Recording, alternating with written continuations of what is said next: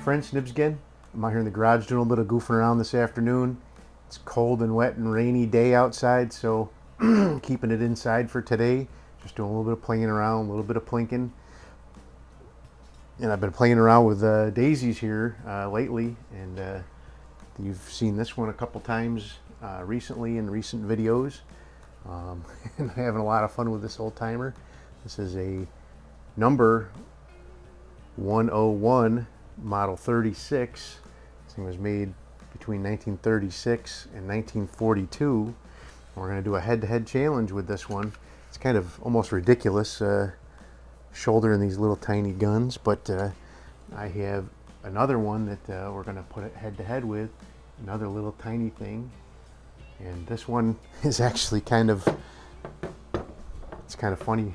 This one here, when I got it, the body of it was actually bent, and it was really kind of a total loss. But I was able to get in there with some metal rods and things and manipulate the metal and get it straightened out pretty darn good. It looks pretty straight. It's never going to be a beauty queen, but I thought this one would be a good candidate to do some severe modifications to. First thing I did was a 7/64 air tube and a Cobalt 327 high power spring in this one. And then the other thing I did was I modified a Daisy Model 25 shot tube to fit in to this. So the shot tube was about 3 3/8 inches longer than this when I first started with it, and I cut it down and shaped the end of it and put the aluminum piece back on the end of it so that it would fit on this Model 102. Imagine I could probably make it work in that Model 101 as well. I'd have to put an air tube in it. There's a little, every time you screw that back in, you lose a BB, so hopefully I still got enough in here to do the head-to-head. But so one of the advantages of this is you've got a solid barrel with no seam in it. All of the older ones it was just rolled steel, and they're, depending on which one you got, they could be touching each other. There could be a gap there, or somewhere along the way there could be a gap, and you lose air during the shot cycle. So with this one, when I put this all together, it was almost a super thumper. If you watch Resto Mod Daisy, go over and check it out. Shane Bruce, great guy, a lot of fun, very talented as far as his ability to do the woodworking on these old daisies.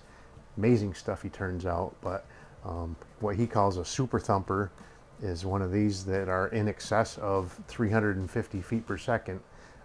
This particular one, and I think it's just because of the shorter length of barrel, wasn't able to fully utilize all the air pressure, but I got this one up to like 340 feet per second.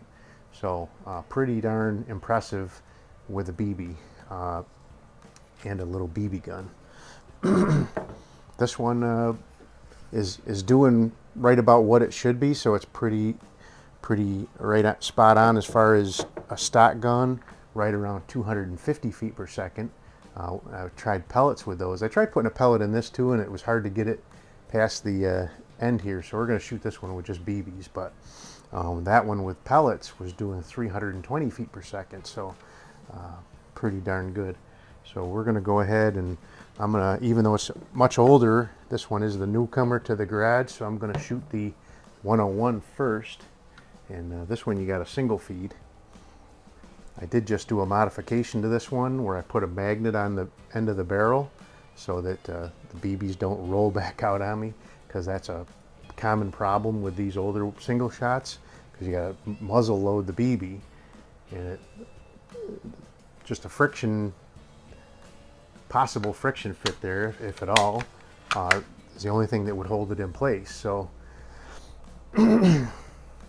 I took a little magnet from a radio speaker and portable radio, two-way radio, and put it right there on the end of the barrel, and it's just enough magnetism to hold it. If I shook it hard enough, it would still come out, but it's not enough to restrict the BB actually getting out the barrel. So anyway, enough rambling. Let's do some shooting.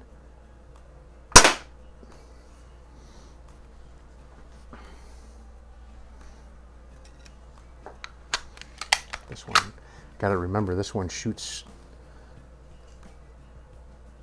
a little left, so I got to do a little bit of Kentucky windage here. Boy, I shot this earlier comparing pellets to BBs, and I had all but one of the BBs touching shots. I probably can't reproduce that today, but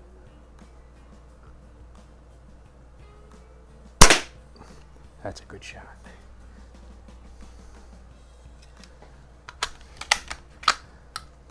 Just having so much fun playing with my air guns.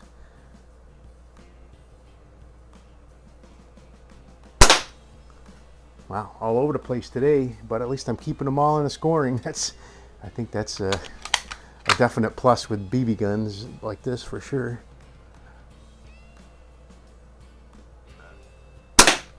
Okay, another 10. Excellent.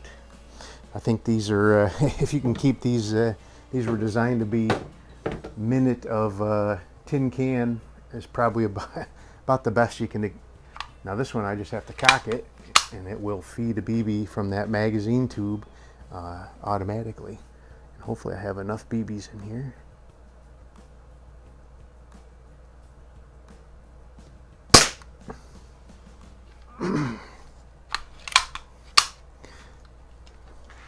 Oh yeah, okay.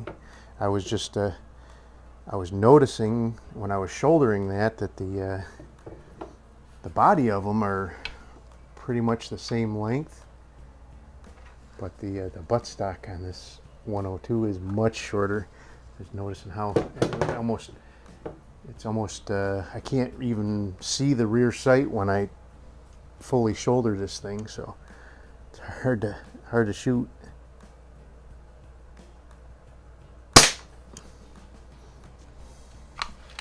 I don't know if you can notice in the microphone the difference in the note of the shot cycle. Did that go in the same hole as the first one? I believe it might have.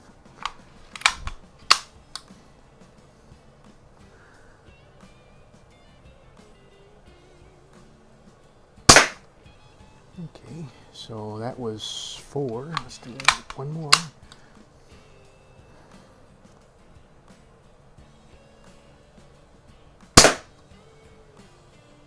Ooh, I think the 102 might have snuck one in there, snuck a win in there. All right, stand by. I'm going to grab that target and I will add them up, and I'll be right back with you. Alrighty, friends. Well, it turns out we have a tie.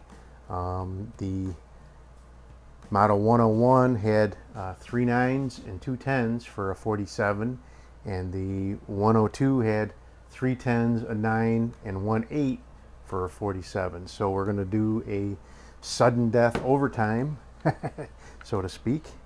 And what I have done is put the target back down range there, and I put just one of these. Put one of these black shoot and see paster dots on the in between the 2 bullseyes, and I'm going to alternate back and forth with these guns, and the first one to actually hit that paster dot will be the winner. Hopefully it doesn't take too long.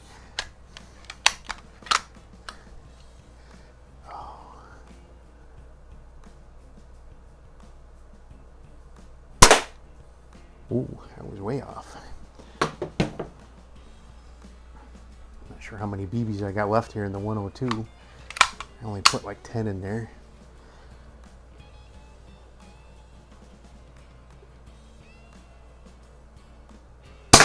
Oh, wow. Where did that go? Oh, way over there.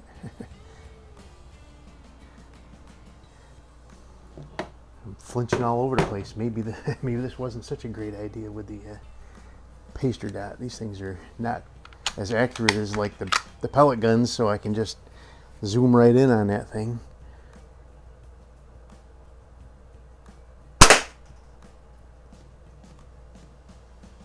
That was really close. I'm getting closer, guys. I heard a click when I cocked it, so I'm thinking that was a pellet being loaded. Hey, I got it. Alrighty, so the 102 got it first. The 101 was just barely to the left of it. May even nicked it. I'll have to review the tape, but I'm pretty sure the 102 took it. So this is a kind of an updated version of the 101. This was definitely a youth originally, and I still have the shot tube for it. I just want like it running with that spring-fed magazine. That was kind of just an experiment I did last year or early this year, whatever. But pretty cool. Again, this one's got the straight aluminum handle. The old 101's got the straight cast iron handle. Pretty cool. But there you go. Head-to-head challenge with the Daisy 102 taking the win. The Daisy 101 real close second place. Definitely can't take anything away from that. But hope you liked the video. If you did, like, share, and subscribe. Make sure you hit that notification bell. You'll be notified when I do post up new videos. Check out my Amazon storefront link down below. If you click on that and then go shopping on Amazon, whatever you buy, I'll get a percentage of that. And until next time, have a great day.